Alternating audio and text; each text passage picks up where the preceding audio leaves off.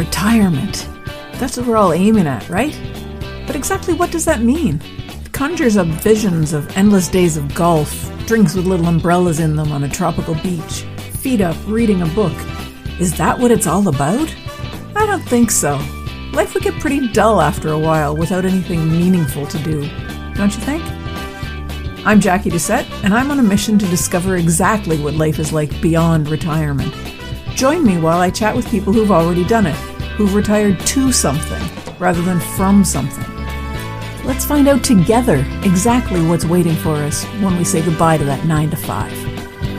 Hi everyone, welcome to another episode of Beyond Retirement. If you recall, last week I was talking with Dr. Therese Huston about brain health and neuroscience. Today I want to go a little deeper into something that's been on my mind, how all of this applies specifically to retirement. Because here's the thing, retirement isn't just about finances and time management, it's about identity, purpose, cognitive engagement, and understanding how your brain works and how to optimize it changes everything about how you approach this phase of life. Let's start with the identity shift that happens in retirement. For most of our working lives, our job provides a huge part of our identity. When someone asks, "What do you do?" we have a ready answer. And that answer comes with built-in structure, social connections, cognitive challenges, and purpose. Then we retire, and suddenly all of that is optional. Some people thrive on that freedom. Others struggle with the loss of structure and purpose. And I think understanding brain science can help navigate that transition. And here's why. Many of the things we naturally lose in retirement, daily cognitive challenges, regular social interaction, structured time, stress from problems to solve, are actually things our brains need to stay healthy. But the good news is we can intentionally create those conditions in our retirement years. Take cognitive challenges, for example. When Therese talked about crystallized intelligence peaking in our late 60s and 70s, that really resonated with me. This isn't about being as quick as we used to be. It's about leveraging our accumulated knowledge and pattern recognition in new ways. So, what does that look like in practice? For some people, it's learning a new language. The memory work, the pattern recognition, the problem solving. All of that exercises your brain in the exact ways that matter. For others, it might be writing a book, starting a business, taking on complex volunteer work. The key is finding something that genuinely challenges you, not something that's frustratingly beyond your abilities, but something that requires you to stretch, to think, to engage deeply. I realized that one of the reasons I started this podcast was for exactly this kind of cognitive engagement. Every interview requires me to research, ask thoughtful questions, listen actively, and synthesize complex information. That's brain work. Good brain work. Let's talk about the social connection piece. This is where the dance class recommendation really clicked for me. It's not just about the movement or the memory work, it's about the social environment. We know from research, and from our own experience, that social isolation is terrible for brain health. It increases risk of cognitive decline, depression, all sorts of health problems. But in retirement, social connections don't just happen automatically the way they did when we were working. You have to be intentional about creating them. Dance classes, book clubs, volunteer organizations, sports leagues. These aren't just hobbies, they're brain health interventions. I'm part of a pickleball club, and I'm realizing now why I love it so much. Yeah, it's exercise. Yeah, it's fun. But it's also regular social connection with people who are going through similar life phases. We're solving problems together. How to improve our game, how to organize tournaments, how to build community. That matters for our brains. Now let's address the multitasking problem in the context of retirement. You might think that multitasking is primarily a work problem, trying to juggle multiple projects, responding to emails, attending meetings. But I found that it shows up differently in retirement, and it's just as damaging. The multitasking in retirement often looks like this: trying to maintain all the same activities and commitments you had before, but without the structure that work provided. You're trying to stay connected with friends and family, pursue hobbies, volunteer, manage household projects, stay informed about current events, exercise, maybe do part-time work or consulting, and you're bouncing between all of it without real focus. The result? That same 37% drop in effectiveness that Therese mentioned. That same 47% increase in mistakes. That same inability to focus even when you try to dedicate time to one thing. I've been thinking a lot about how to avoid this trap. And I think it comes down to being as intentional about how we structure our time in retirement as we were about our careers. Not filling every hour with activities, but choosing fewer things and doing them more deeply. Single tasking our retirement, if you will. What would that look like for you? Maybe it's deciding to really commit to one volunteer position rather than saying yes to 5 different organizations. Maybe it's choosing one creative project and giving it dedicated time rather than dabbling in 10 different hobbies. The goal isn't to be less engaged, it's to be more meaningfully engaged. Okay, so let's talk about the stress piece, because this part surprised me. I thought retirement would automatically be less stressful. No more work deadlines, no more performance reviews, no more juggling career demands with family responsibilities. But stress doesn't just disappear when you retire, it transforms. Maybe it's financial stress about whether your retirement savings will last. Maybe it's health concerns. Maybe it's navigating changing family dynamics.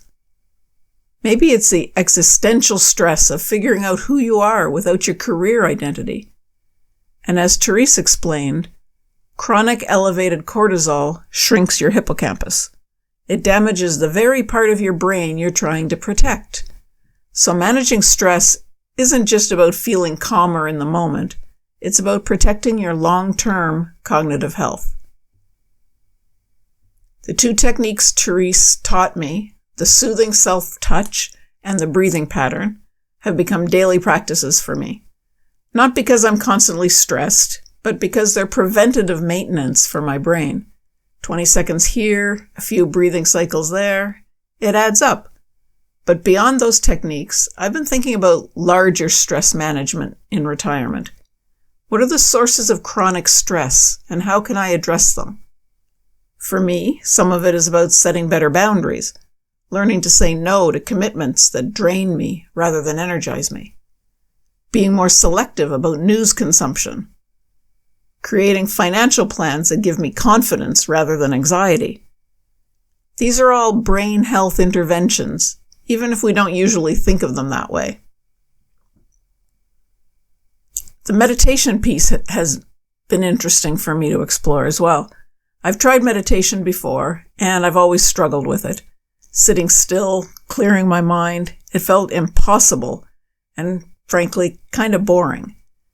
But what Therese said about the Healthy Minds app intrigued me because it combines education with practice. You learn why you're doing what you're doing, which makes it easier to stick with it. I've been using it for a few days now, and what I've realized is that meditation isn't about emptying your mind. It's about training your attention. And that's incredibly relevant for retirement, because without the structure of work, it's easy for your attention to become scattered. You spend entire days being busy, but not actually focused on anything meaningful. Meditation, even 10 minutes a day, is practice in directing your attention intentionally, which is exactly the skill you need to create a purposeful retirement. So let me connect all of this back to the core message. Your best brain days don't have to be behind you. I think we often approach retirement with a scarcity mindset. We're managing decline. We're trying to hold on to what we had. We're worried about what we're losing. But what if we approach it with an abundance mindset instead? Sure, I might not have the same processing speed I had when I was 25, but I have wisdom now. I have perspective. I have crystallized intelligence that's literally at its peak. And I can actively grow new neurons through simple practices. I can manage stress to protect my hippocampus. I can create the social connections and cognitive challenges my brain needs. I'm not trying to be who I was in my 30s. I'm becoming the best version of myself for this phase of life. That's a fundamentally different approach, and it changes everything. So, what does all this mean practically? I think it means being as intentional about brain health in retirement as we were about career development during our working years. It means choosing activities not because they're fun or they fill time, but because they provide cognitive engagement, social connection, and stress relief. It means protecting focus time and embracing single tasking, even when the world is constantly pulling us in multiple directions. It means building daily practices, green tea, stress reduction techniques, meditation, that compound over time to protect and enhance cognitive function. And it means letting go of the narrative that aging is only about decline, because the science is clear. If you do the right things, your brain can not only maintain its abilities, it can improve in specific, meaningful ways. So, here's what I'm committing to based on everything I've learned from my conversation with Therese last week. I'm going to approach my retirement years as an opportunity for a different kind of cognitive peak. Not the quick processing, multitasking peak of youth, but the wisdom, pattern recognition, emotionally stable peak of accumulated life experience. I'm going to be intentional about creating the conditions my brain needs, cognitive challenges that stretch me, social connections that sustain me, stress management practices that protect me. I'm going to single task my retirement, choosing fewer things and doing them more deeply with more focus and presence. And I'm going to trust the science. Green tea grows neurons. Dance classes combine movement, memory, and social connection. Meditation trains attention. Long exhales calm the amygdala. Small behavioral changes make you sharper today and sharper well into the future. That's not just a nice sentiment. That's science. Thanks for hanging around with me today, and I will see you next week. And that's it for this episode of Beyond Retirement. Thank you so much for hanging out with me. I hope you enjoyed it. Are you ready to start rocking your retirement? Head on over to www.beyondretirement.ca/rocking-it and sign up to plan out your own roadmap for retirement. Don't wait till it's too late.